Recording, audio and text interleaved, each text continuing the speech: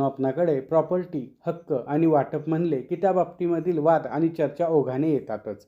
परंतु ज्यावेळेस विषय आईच्या माहेरच्या प्रॉपर्टीबाबत येतो तेव्हा खूप गोंधळ उडतो. कारण या विषयासंदर्भाने समाजामध्ये जागरूकता खूप कमी असल्याचे आपणास पाहावयास मिळते. कारण अनेक महिलांना असे वाटत असते की विवाहानंतर माहेरच्या संपत्तीवर त्यांचा काहीच अधिकार राहत नाही किंवा भावांकडे मागणी केली तरच आपणास आपला हिस्सा मिळेल.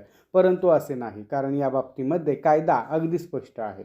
त्यामुळे आजच्या व्हिडिओमध्ये आपण याच बाबतीमध्ये माहिती घेणार आहोत की आईला तिच्या वडिलांच्या प्रॉपर्टीमध्ये म्हणजेच माहेरकडील प्रॉपर्टीमध्ये किती आणि कसा अधिकार येतो. त्याचप्रमाणे आईच्या मृत्यूनंतर तिच्या हिस्स्याची हक्काची प्रॉपर्टी कोणाला मिळते, तेव्हा व्हिडिओ संपूर्ण पहा. कारण अर्धवट माहिती ही नेहमीच घातक असते. त्याचबरोबर तुम्हाला आमच्यातर्फे कायदेविषयक सल्ला घ्यायचा असेल तर स्क्रीनवर दिसत असलेल्या मोबाईल नंबरवर व्हॉट्सॲप मेसेज करून तुम्ही कॉल बुक करू शकता. त्यासाठी नाममात्र सल्ला फी आकारली जाईल. मित्रांनो, आईला माहेरकडील प्रॉपर्टीमध्ये हिस्सा व अधिकार मिळतो या बाबीचा पाया हिंदू वारसा कायद्यामध्ये सन 2005 साली आलेल्या दुरुस्तीन्वये घातला गेला आहे. मग सन 2005 पूर्वी मुलींना असा अधिकार नव्हता का? तर होता, परंतु काही प्रमाणातच किंवा अगदी मर्यादित असाच होता. परंतु त्यानंतर सन 2005 सालची दुरुस्ती या कायद्यामध्ये आली आणि त्यामुळे कुटुंबातील मुलींना मुलांएवढाच म्हणजे समान हिस्सा दिला गेला. आपल्या चॅनेलवर या बाबतीमध्ये म्हणजेच सन 2005ची दुरुस्ती आणि मुलींचा अधिकार या बाबतीमध्ये खूपच सविस्तर आणि माहितीपर असा व्हिडिओ आहे. त्या व्हिडिओची लिंक मी वर आय बटनवर देत आहे. कायद्यामधील दुरुस्तीबाबत जादा माहितीसाठी तो व्हिडिओ नक्की पहा. या दुरुस्ती अगोदर कुटुंबातील मुलींना मुलांप्रमाणे अधिकार नव्हता, परंतु या दुरुस्तीनंतर म्हणजेच 2005 नंतर आणि सन 2020 मध्ये आलेल्या राकेश शर्मा विरुद्ध विनीता शर्मा या सर्वोच्च न्यायालयाने न्यायनिर्णय केलेल्या केसमध्ये हे स्पष्टच केले की वडील 2005 पूर्वी म्हणजेच या दुरुस्तीपूर्वी जरी वारलेले असतील तरी मुलीला अधिकार मिळणारच. परंतु आपणास यासाठी आजोबांची वडिलोपार्जित आणि स्वकष्टार्जित प्रॉपर्टी यामधील मूलभूत फरक समजावून घेणे आवश्यक राहील.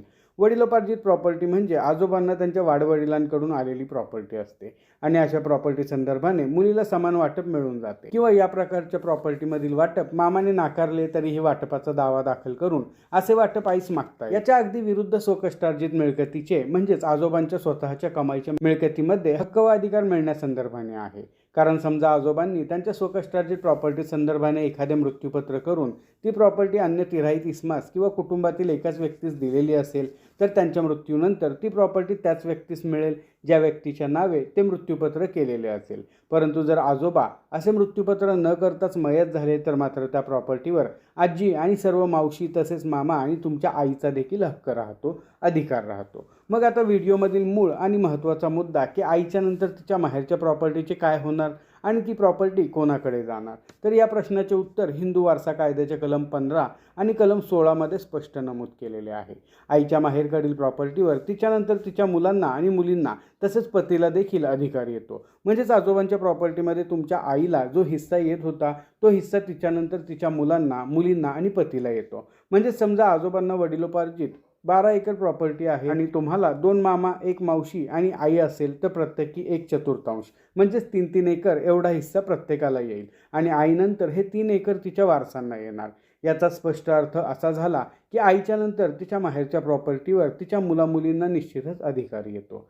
आता व्हिडिओमधील याहीपेक्षा महत्त्वाचा मुद्दा की आईच्या माहेरकडील प्रॉपर्टीमध्ये हिस्सा कधी मिळणार नाही.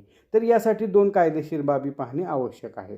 पहिली बाब म्हणजे हिंदू वारसा कायद्यामध्ये आलेल्या 2005 सालच्या दुरुस्तीमधील परंतु. बघा, या परंतुकामध्ये ही बाब स्पष्ट लिहिलेली आहे की ही 2005 सालची दुरुस्ती अशा कोणत्याही मिळकतीस लागू होणार नाही की ज्या मिळकतीमध्ये डिसेंबर 2004 पूर्वी रजिस्टर किंवा कोर्टाच्या आदेशाने वाटप झालेले असेल तर त्या मिळकतीमध्ये मुलींना या तरतुदी अन्वये या दुरुस्ती अन्वये हिस्साच मिळणार नाही.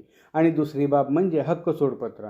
अनेक वेळा असेही पाहण्यात येते की आपल्या आईचे हक्क सोडपत्र आपल्या मामाने अगोदरच करून घेतलेले असते की ज्या हक्क सोडपत्राबाबत आईला माहितीच नसते की फसवणुकीने मामाने असे हक्क सोडपत्र करून घेतलेले असते. मग असे हक्क सोडपत्र रद्द करता येते का?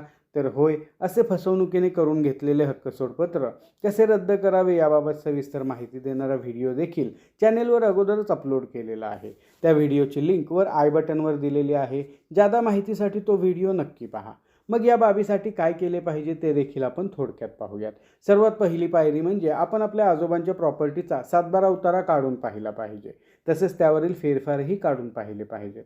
आजोबांच्या निधनानंतर त्यांचे वारस म्हणून कोणाचे नाव लागलेले आहे ते देखील पाहिले पाहिजे. जर या वारसांमध्ये आईचे नाव नसेल तर वारसाचा झालेला फेरफार रद्द करून मागितला पाहिजे आणि त्यासाठी आपणास एक RTS अपील दाखल करून त्यामध्ये झालेला वारसाचा फेरफार रद्द करून नव्याने आईच्या नावची नोंद असलेल्या वारसांचा फेरफार प्रमाणित करण्यात यावा अशा पद्धतीची दाद मागावी लागेल. आता या बाबीला मामा अथवा मावशी हरकत करत असेल तर दिवाणी न्यायालयामध्ये वाटपासाठीचा दावा दाखल केला पाहिजे की ज्यामध्ये कोर्टाने वडिलोपार्जित मिळकतीमध्ये वाटप करून देऊन वाटपाच्या दाव्याचा अंतिम न्यायनिर्णय होईपर्यंत या प्रॉपर्टीची कोणासही विक्री वगैरे करू नये अशी कोर्टाने मनाई द्यावी, स्टे द्यावा अशी ही मागणी आपणास करावी लागेल.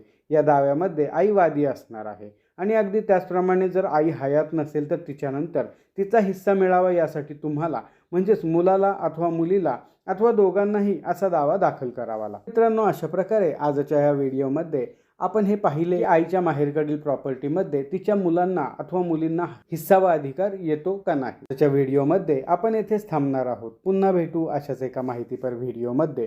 तोपर्यंत नमस्कार.